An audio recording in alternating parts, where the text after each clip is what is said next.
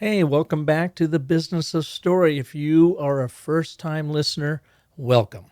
I'm Park Howell, your host and author of my new book, Brand Bewitchery: How to Wield the Story Cycle System to Craft Spellbinding Stories for Your Brand. If you want to captivate and convert your customers, order your print or Kindle version right now on Amazon.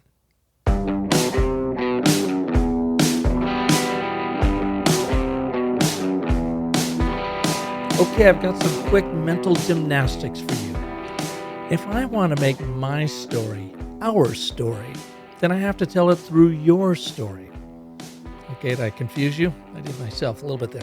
Another way to look at it is if you want your customer to buy into your brand story, then you have to tell your brand story through your customer's story. Have I confused you? No worries, because today, Shlomi Ron, the founder of the Visual Storytelling Institute, will share with you the 4 story types you have to use to connect with your customers on their terms. Shlomi recently published his book, Total Acuity: Tales with Marketing Morals to help you create richer visual brand stories that demonstrates how to make your story their story. Shlomi is a digital marketing veteran with over 20 years of experience working on both the agency side and with brands for Fortune 500 companies like Nokia, IBM, and American Express.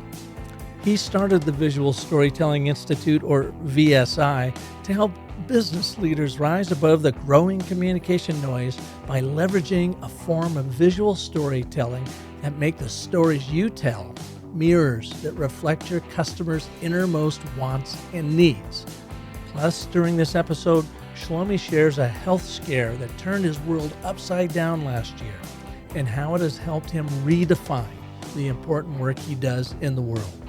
So please welcome to the Business of Story, my friend, Shlomi Ron.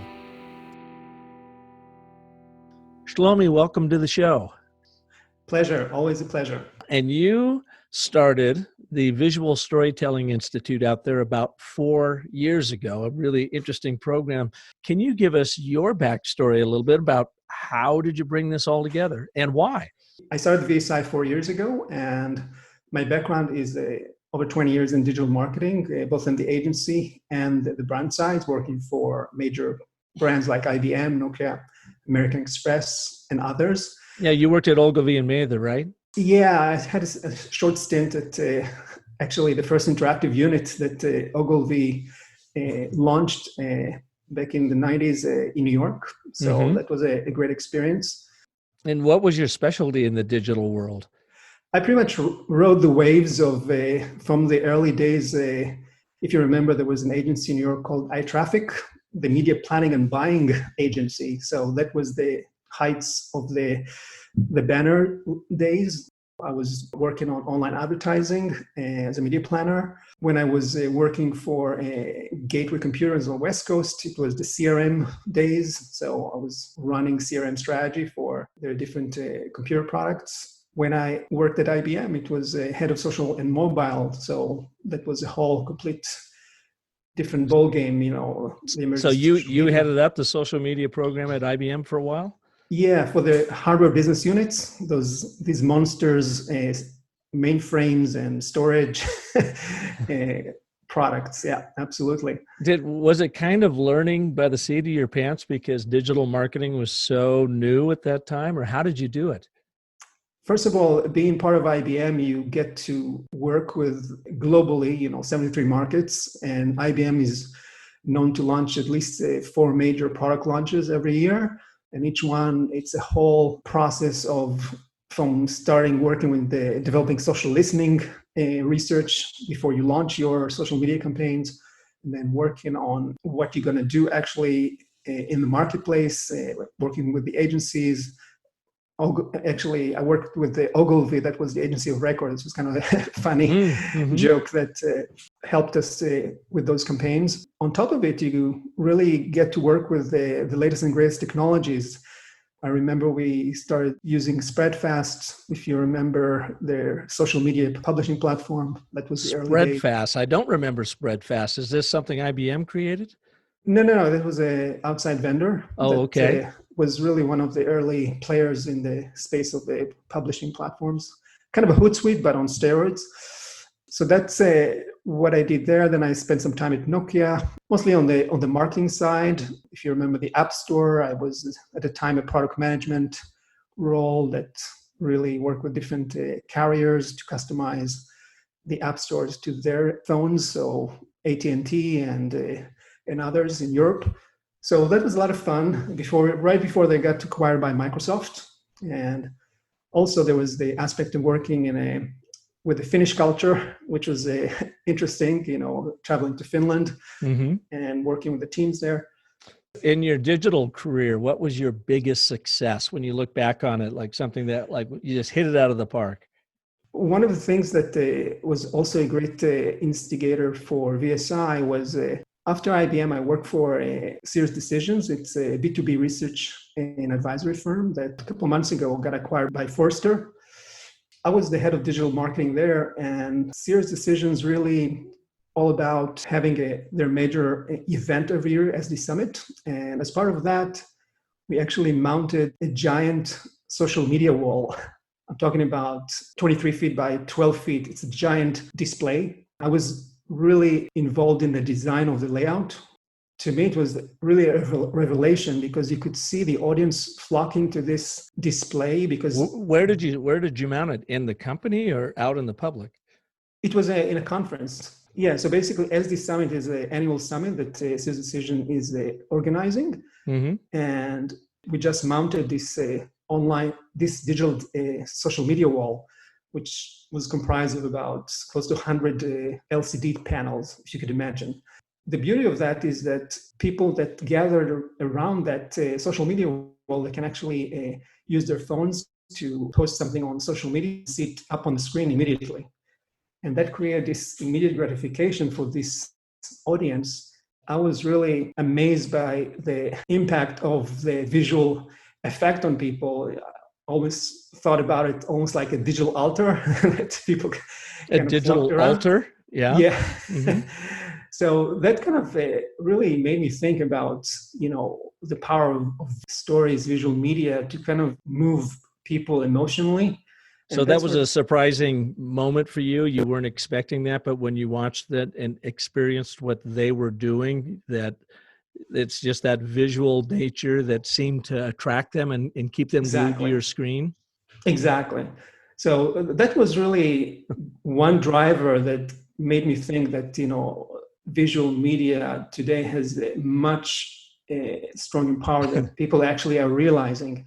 It makes me think of my brother Mike. He's a equine vet, a horse doctor, veterinarian up in Pacific Northwest. And he told me one time, and it was so true. He goes, TV is like the most powerful drug for kids you could ever possibly imagine. And I go, what do you mean? He goes, oh, they can be, raising hell and screaming their head off and crying. And all you got to do is turn on a cartoon and plop them down. And they just go, duh, So exactly. you experience that same thing with your screen. Exactly. And, when you looked at the result, it was close to 400% in terms of a conversation volume spike.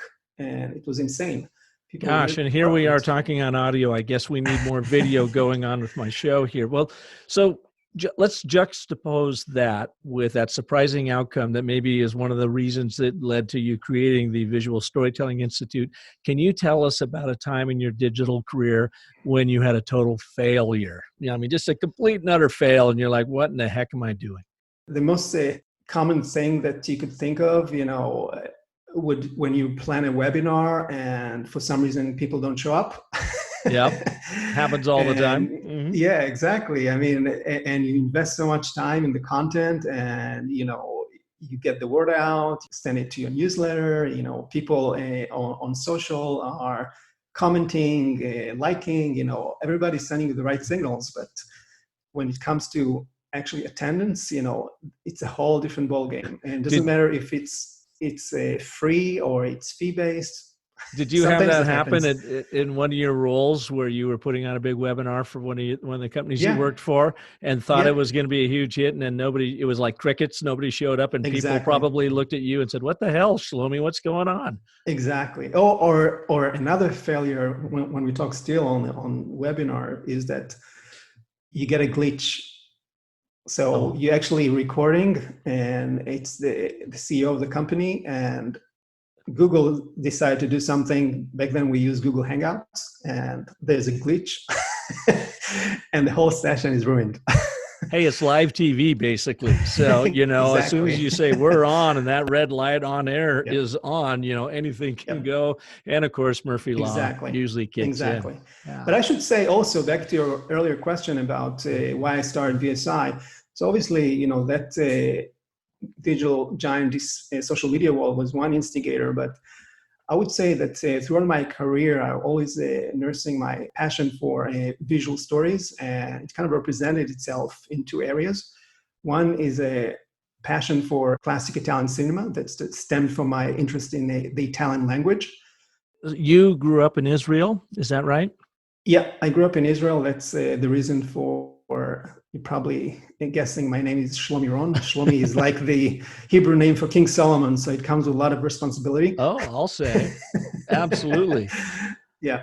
And so when did you get interested in classic Italian cinema? Was it as a kid growing up or when you came to America? I think it happened, when I was living in New York in the city, and I still remember to this day, the early interest was really, buying those Italian language Barons tapes and listening to them. I have no idea why, but something, kind of drew my attention to this. Later, I kind Italian, of you said Italian what kind of tapes? Barons, if you remember the brand Barons, there was a brand that's learning languages through that you can actually Through listen to them tapes. So through you tapes. so you were trying Yep, to learn Italian. yep, Okay. exactly. Say something to us in Italian. Sono molto lieto per essere qui con voi e per I tuoi ascoltatori. So I'm you very happy to be here with you and your listeners. wow, you did that very nicely, Shlomi. That was awesome. So and was it because you were watching Italian cinema that got you then into wanting to learn Italian?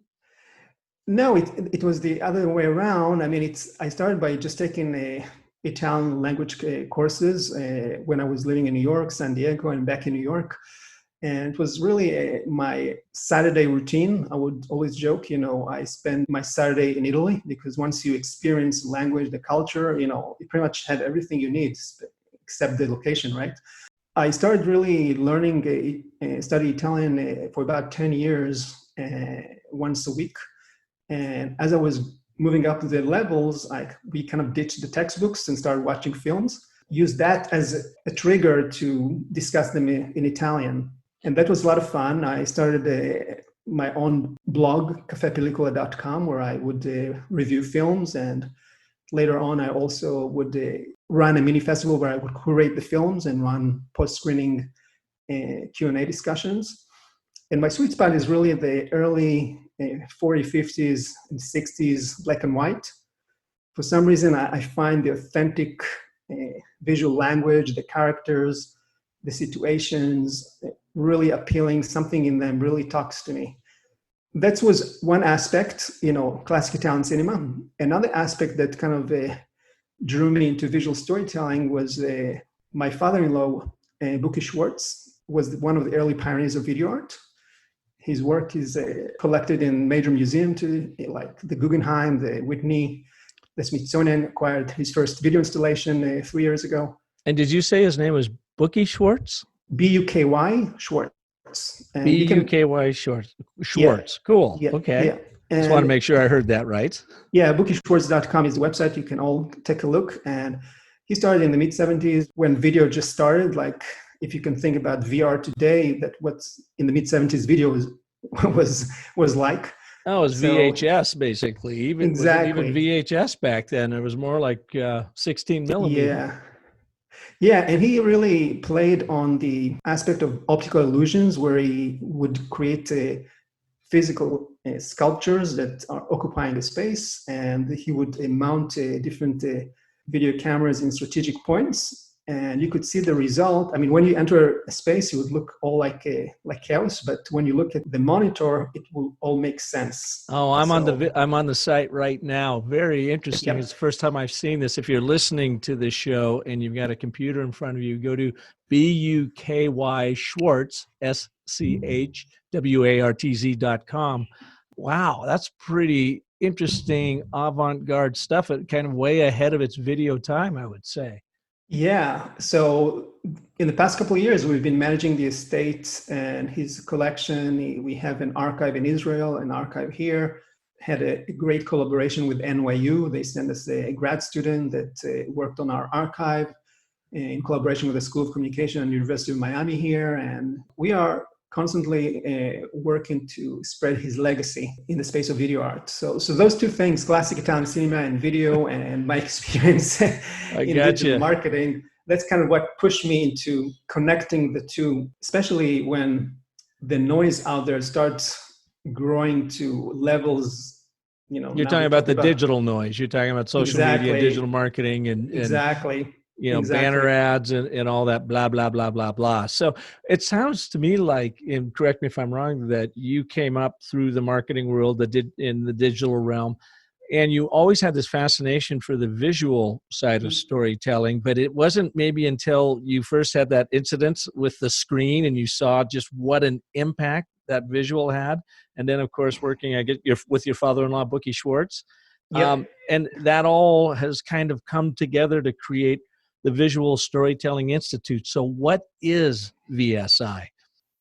As I mentioned, when I started the Visual Storytelling Institute 4 years ago, the problem I really wanted to solve was the growing communication noise that CMOs in an e-marketing survey, for example, list as the second most important challenge they face.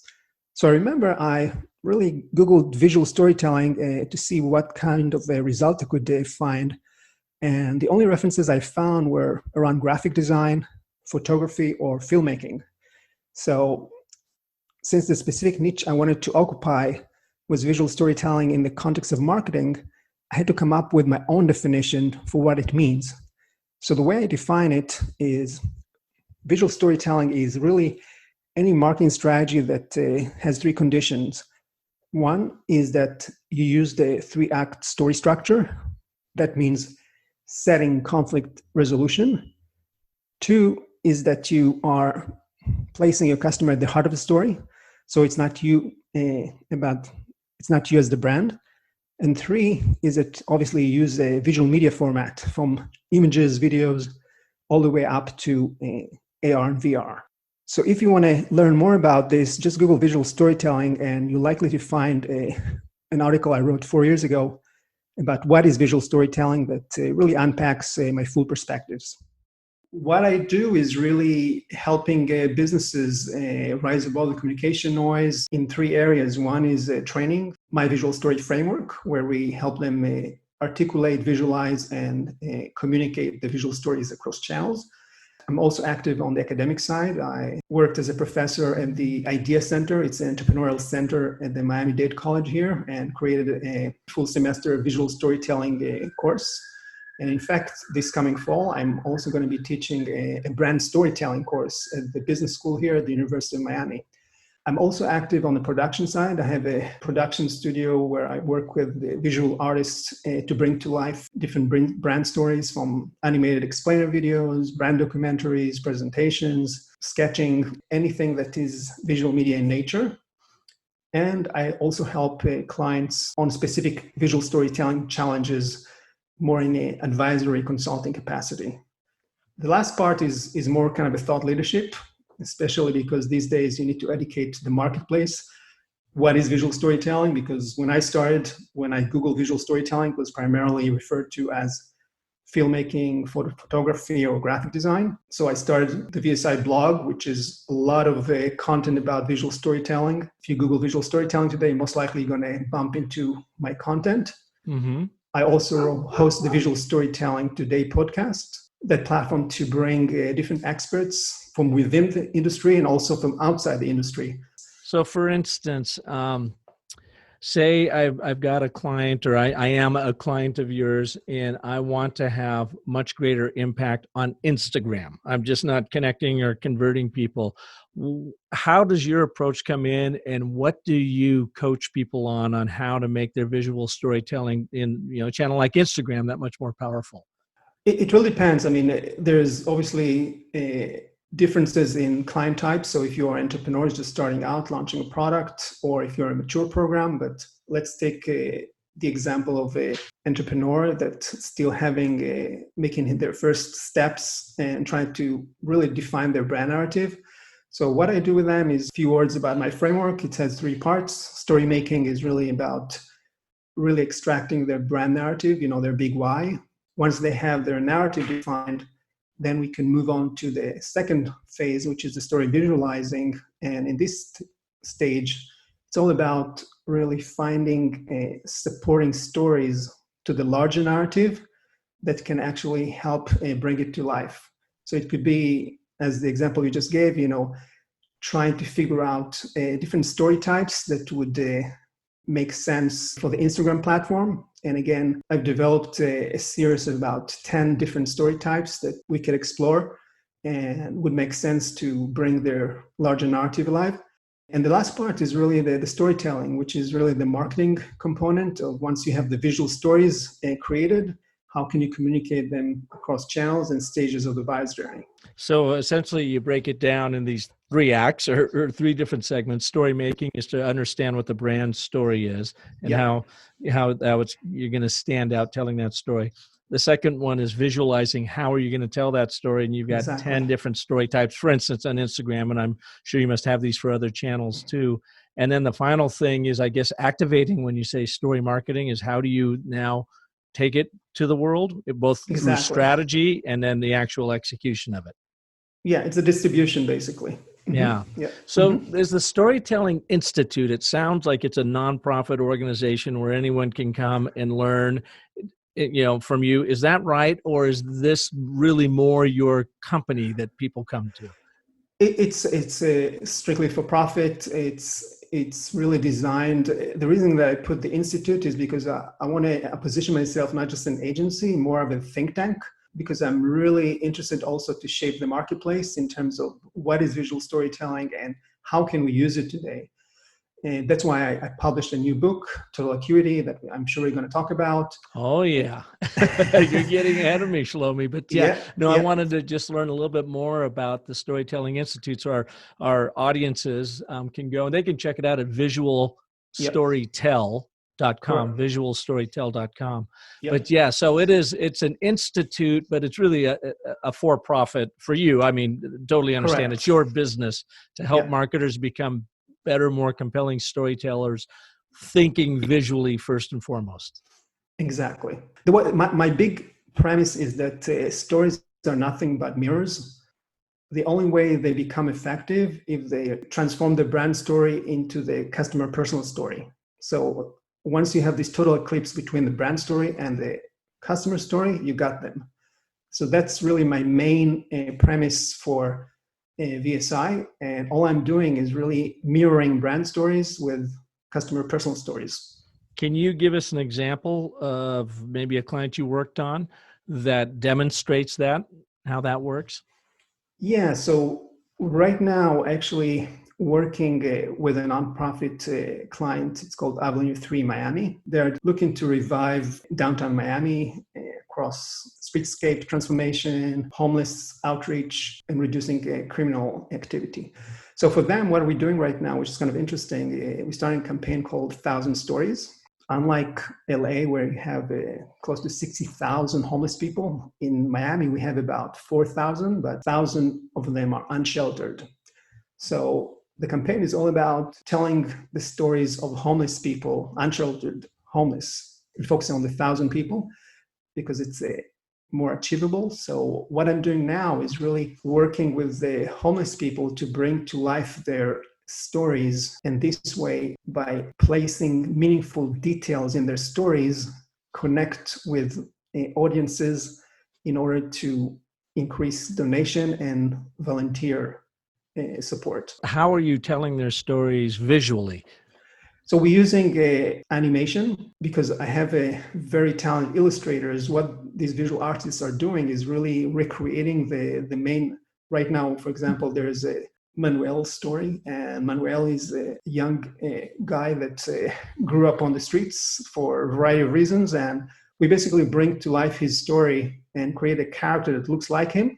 This way, we can communicate his conflicts, his emotional load. He had a stuttering problem as a kid on top of it. So we kind of placing meaningful details that we know people could relate to, and this way humanize his story in order to generate response. Mm-hmm. So the idea is really very simple. I mean, the larger vision here is that any communication, I mean, basically we totally always looking to make sense of the world around us anytime we present with new information.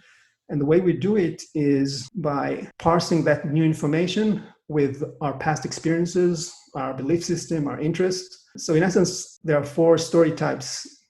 The story telling ourselves. When we hear new information, we parse it against it to see what is the meaning of that. And then we respond. If I'm on the brand side, I'm going to communicate that campaign like the animated story I just described. And that's my hope to connect with the audiences. Again, they're going to parse it against their personal experiences and what it means to them. And then they're going to communicate it back either by liking, commenting, or actually, hopefully, donating and volunteering. So this is how they communicate back. These are the 4 stories that you're talking about? Yeah, it's a story you tell yourself, the edited story you're telling your audience as a brand, and the audience doing the same thing. You know, they are going to see your campaign and they're going to parse it against their experiences, that the story they tell themselves. And then the response will become the story, the edited story they're going to tell you. When I say edited, it's really important to say that because we don't get the full stories, obviously, from politically correct reasons and others. People always editing the story they push out. Some others are more open, but that's the interplay that I see. So it's really kind of an evolution of a story. I guess I'm just trying to unpack this for myself. Yeah. It's so we take in the content and it's a story that we are translating for ourselves. And we're like, okay, I get this story. Now I need to turn and share this story with an audience. And I am going to package it in such a way that's going to require me to edit it so that it is more palpable for the audience. So that's step number 2. That's the second story it comes out. So now our story is evolving. It's growing, it's expanding, it's contracting, it's whatever. Step number 3 is the audience hears this new story. So now they're connecting in their mind and they are translating that story in their own way. And I would imagine there's can be an awful lot lost in translation between my first intake of that story, my editing it to myself, and then sharing it with an audience that is now taking it in. And then that 4th story then is getting them response. To act, is to basically become a part of a story, a character in it, if that is a call to action to donate more or to volunteer or to buy my products or whatever. Exactly. Because, I mean, if you remember the Professor Hasson from the Princeton University, he talked about neural coupling. This is exactly it in scientific words. Mm-hmm. But just to make it simple to the audience, all you need to do really is invest a lot in getting to know your customer, getting to the subjective meanings of what the product means to them. Because once you are able to capture the subjective meanings of what it means to them to solve the problem around your product, then when you bake it into your story, your brand story that you push out, it's going to resonate immediately because, of course, we know that they are always parsing information back to their past experiences. This is a fact. So you're increasing your chances to resonate. And there can be an awful lot of breakdown in that translation between me sharing it with you and you interpreting it and then acting upon it. Yeah, I mean, I can give you another example from the world of art. You know, when you typically read those stories about art collectors that bought this, multi-million-dollar paintings, and you ask them, why did you buy it? And sometimes they just say, it just spoke to me. And that just gives you, a great clue that something in their past really overlapped exactly with something in that painting. So us as marketers and storytellers, our job is really to be able to learn as much as we can on the subjective meanings around our brand, that what it means to our audience, and then reflect it back intelligently, of course, in our stories. All I'm doing is really a mirroring exercise, be able to capture meaningful details that comes from the personal stories, personal world of my customers, and be able to relay it back around my product. Don't go away. We'll be right back with Shlomi Ron in just a moment, and we're going to cover two really important topics. A major health issue he had to deal with last year and how it's impacted his story, and of course his new book, Total Acuity, Tales with Marketing Morals to help you create richer visual brand stories. What does your brand stand for? If you don't stand for something beyond just making money, then you won't stand out. Adelante Healthcare, for instance, stands for providing sustainable healthcare for all. Their singular purpose, as developed with its CEO at the time, Avin Sati Tafoya, has led to 600% growth for the organization. Bright Auto Partes, a used car dealership in Quebec, Canada, specializes in helping credit-challenged buyers repair their credit with the purchase of a vehicle. Their purpose?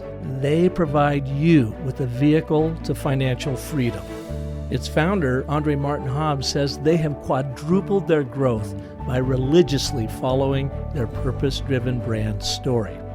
Jennifer Russo, a communications veteran with global experience, landed her ideal job as the Director of Corporate Communications for Banner Health here in Arizona so she could remain at home with her two boys while making a significant impact in the lives Banner serves.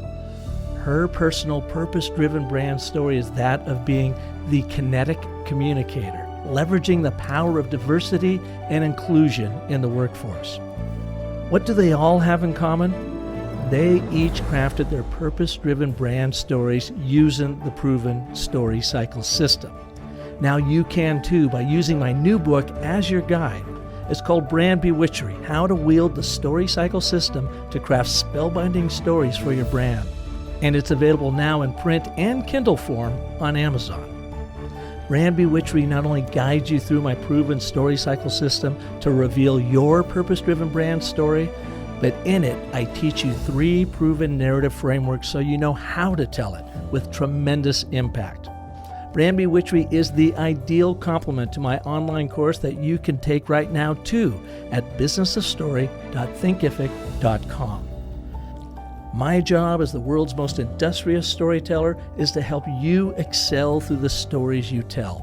And that starts by defining what you stand for so that you will stand head and shoulders above your competition as the go-to resource for your customers.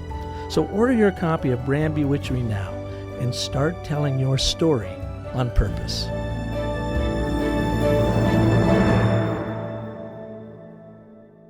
Hey, welcome back to Business of Story. Park Howell here with my good friend Shlomi Ron, the CEO of the Storytelling Institute out of Florida. Now, Shlomi, you follow you online, and we've had a chance to chat over the last year or two. But you went through a rather life-shaking event last year. Would you mind telling what you're ever comfortable with sharing with our listeners? Sure, absolutely. It's a great winning story. So absolutely. It is that. Yep. I went through a kidney transplant back June 23rd. And just to give the audience a little bit of my journey, this is something I've been carrying since childhood due to narrowing of my ureter. I was operated as a child at the age of 7 and 8. Since then, I've been monitored for my kidney function that really declined very slowly. So I would say about a year and a half ago, my nephrologist here in Miami told me that I kind of entered the red zone and I should start planning for kidney transplant. And that really threw me into a whole journey because there's 2 ways you can solve the problem. Either you find a donation from a cadaver and there's a waiting list of about 3 to 5 years. That takes a long time. And the other option is really to find a living donor, which is basically better because the organ lasts more time. So I registered here in Miami, also in New York, and also in Israel, where I'm originally from. Then it was really campaigning.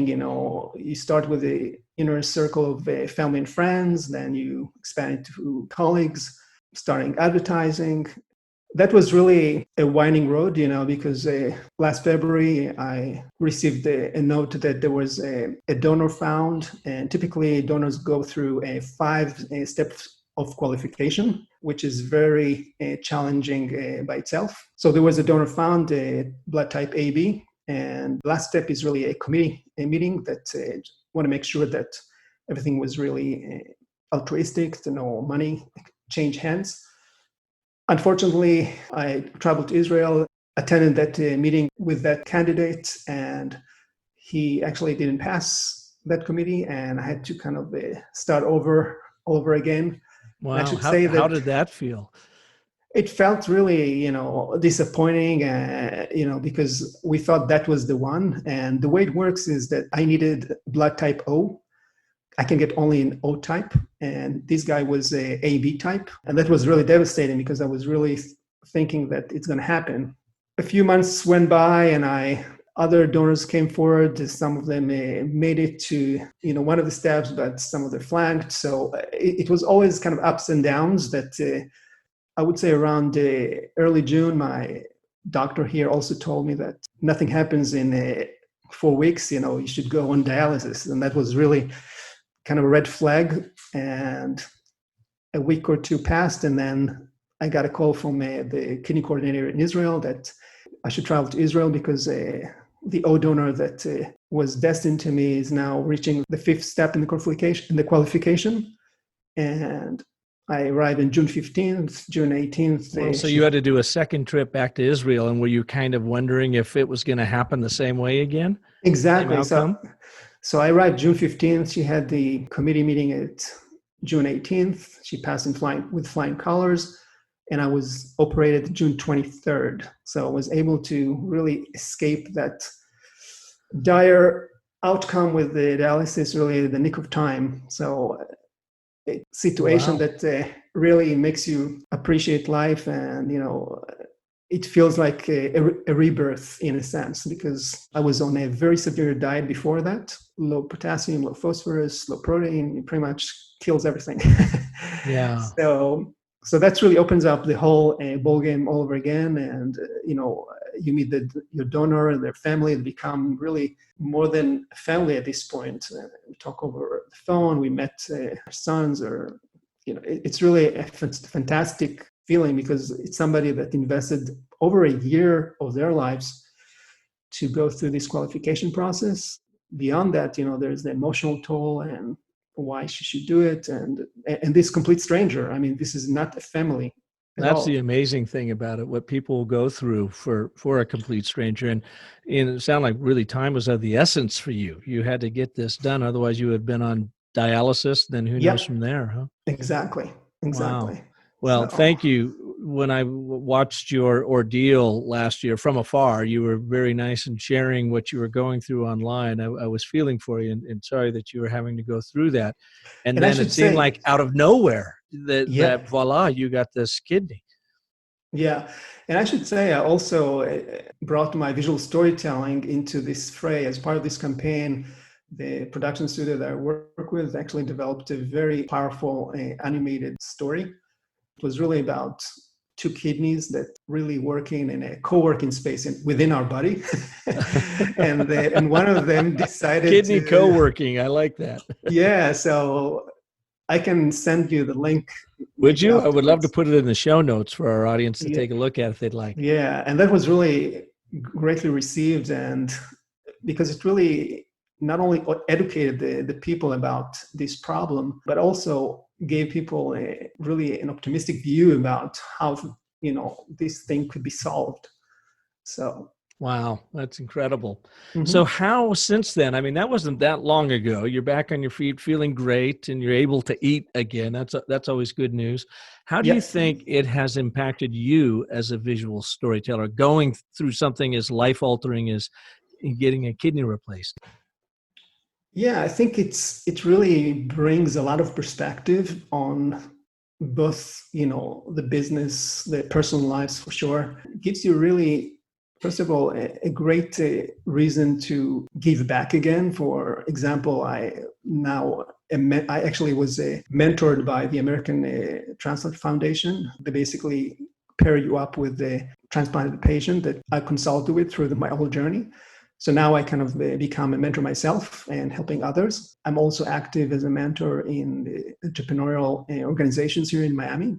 So all in all, it made me want to give back and play it forward to other people in a variety of ways, not just necessarily on the business side. So that's one thing that I think really made me look at life a little bit different.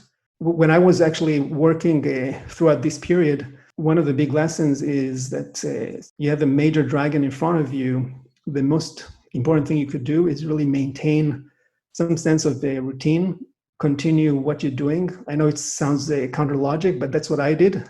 And that's how I actually was able, right off my operation, write a book because I was so excited. I think something for your listeners to think about is that every time you are faced with really major uncertainty, the time is pressing, it's important to really push harder to solve the problem. At the same time, try to put your mind on something else, keep your routines as normal as possible, because that's the only way you can actually make progress. Because the reality is that in situation of uncertainty, sometimes obviously there's things you can control, which is push hard as much as you can, but there are other areas beyond your control. So when you push harder on multiple channels, chances are that you're going to increase your prospects on solving the problem. So essentially, don't let it derail you. As tough as Yeah, it is, even right down to what you've gone through, is try to keep as much normalcy in your life as possible. We all have hard times in one way, shape, or form. So what you're suggesting then is, instead of just always focusing on those hard times and pushing hard to try to fix it, is to relax, let it be, do more normal things in your life, and it has a way of not fixing itself, but maybe provides more clarity to how you can tackle the challenge. yeah. A good example, during that period of looking for a donor, I was actually shopping for a new house, and I was able to purchase a house during that period. It sounds crazy, but Gosh, it's you're just taking on a lot at one time. but it just gave me, a sense of normalcy and get my mind out off of the topic. And then, when I'm back on the saddle, I pushed hard as I can. But it's Yeah. something that I think it's really important to remember. A powerful lesson, Shlomi. And we've got just a couple minutes left. So let's wind up with this beautiful new book that you've created, Total Acuity, Tales with Marketing Morals to Help You Create Richer Visual Brand Stories. And the first thing I'd like to comment on this book is its most unusual design, visual design. I Yeah. shouldn't be surprised, but I was sitting here looking at trying to figure out, how would I describe this so our viewers can picture it, but I think I won't do it justice. Can you describe this cover for us? Yeah, I would say I always had an interest in medieval art. If the listeners are familiar with the Flemish painters like Bruegel or Hieronymus Bosch, there's a lot of details in those paintings. What I had in mind for this book cover was really to replicate the medieval illuminated scripts, very elaborated, intricate Yeah. designs and the characters. But you had fun with it. So you've got this intricate design that takes you back a few centuries, but then you've added a little bit of humor to it. Exactly, because what I wanted to do here is to achieve two objectives. One is to communicate that this is about visual storytelling. So obviously, there's a lot of visual components here. And two, the big message of total acuity. Acuity means really sharpness of vision and the ability to perceive fine details. I happened to come across a great illustrator on Instagram, of all places. Penny Riley is her name, and she did a phenomenal job. What's interesting is that if you look at it, it's really a wink to the past, but at the same time, all the characters are holding technology objects of today, like, you get the digital phone. Yep. You get and you could see the lady that she's looking down to the floor because she lost one of her AirPod, and you could see that the bird next to on the tree is holding actually the missing AirPod. So these are all kind of exercises to kind of echo some of the tales in the book, but at the same time is kind of create a nice interplay between the past and the present. Yeah. And what will readers get from your book? Yeah, so unlike the typical business format, I wanted to kind of break away from that mold. And this is really a collection of short stories of things that happened to me, mundane as, shopping for outdoor furniture, or as I just described, losing an AirPod. What I do, again, I kind of extract a meaningful detail from the story and use that as a springboard to talk about a marketing/visual storytelling principle. And that's something that, I don't know if we have time, I can give you like a short synopsis of one of the stories. Yeah, real quick, because we need to wrap up here. But the thing is, what you did beautifully in this book, in addition to the illustrations, is you model storytelling. And then within each of your stories, there's a moral that leads to a teaching moment on how to use visual storytelling. So yes, please give us an example. One of the stories is called Talking Waiting Room. As I mentioned earlier, we bought a new house last year, and we were looking for furniture. Went to one of the largest chains here, and there's this red pair of chairs, eye candy. We bought them, and then we were told to drive 20 minutes to a fulfillment center to get them. And as we were waiting there in the waiting room, there was no reception whatsoever. So I end up just staring at the wall. On the wall, there was a picture of an old antique store that was kind of the early days of that chain, but it showed 2 rocking chairs. And it just dawned on me that, all I wanted all along was not, this fancy modern aluminum red chair. All I wanted is really 2 rocking chairs. So right there and then I convinced my wife, let's forget about this eye candy aluminum chairs and let's go for the rocking chairs. You had 2 visual stories happening there then, huh? You had the Exactly. one that says, we think we want this aluminum red chair, that are like, wow. And then as you're sitting waiting for them, you are visualizing or seeing a second story told to you that like, no, actually, I just want this like casual rocking chair. Exactly. And the big lesson here is really to pay attention to your branded environment. And that could be your online website, or if you have an offline point of sale or a store, just make sure that you curate or stage the right components. Obviously, this story is really, again, a great demonstration of this interplay between my kind of personal interests and what information I was exposed to in this picture. It's not the same for everybody, but it's just an important example for really making sure that your branded environment design is really sending the right signals. Because you never know what they're going to buy if it's not. Yeah. Where can they find your book? Yeah, it's on Amazon. It's available both on print and as an ebook. Getting a lot of great response from the book, just because the 2 areas you just mentioned, the unusual design and also the format. Awesome. And if they want to learn more about you, they can go to visualstorytell.com. Anywhere else we can send them? Visual Storytelling Today, the podcast. Visual Storytelling Today, the podcast. Awesome. Yep. Okay. Yep. Well, Shlomi, thank you so much for being here, and congratulations on overcoming a major trauma in your life. I'm so happy that worked out for you. Absolutely. The way it did. You sound great. The book is fantastic, and I just really appreciate you taking the time being here. Absolutely. Thank you so much. And again, keep your story, fresh and meaningful, especially those subjective details that your customers and audience really care about. Isn't that the truth? Well, thank you so much, and thank you all for listening to this edition of The Business of Story. Check out Shlomi's book, Total Acuity, Tales with Marketing Morals to help you create richer visual brand stories. You're going to love it, and it'll be one of the most interesting books, unusual books that stands out in your business book library. It's just beautiful. I also should mention that Shlomi has a lot of his original photography in here. So it's not only a illustrated visual storytelling within his anecdotes that he shares, but he's got some really beautiful photography too. So check that out. Of course, if I can be of service to you, you know where to find me, businessofstory.com. And we have our new online program that helps you not only dial in your brand story through our story cycle system, but in each chapter, you are also going to be trained how to use these 3 proven narratives to make you stand out in the market. And I love Shlomi's approach because mine is all about crafting that story. His is bringing that visual to it that really, really makes it powerful. So if you liked what you heard on today's episode, please share it with someone that you think can benefit from it. Until next week, when we will have another amazing storyteller here like Shlomi, I want you to remember that the most potent story you are ever going to tell is the story you tell yourself. So make it a great one. Thanks for listening.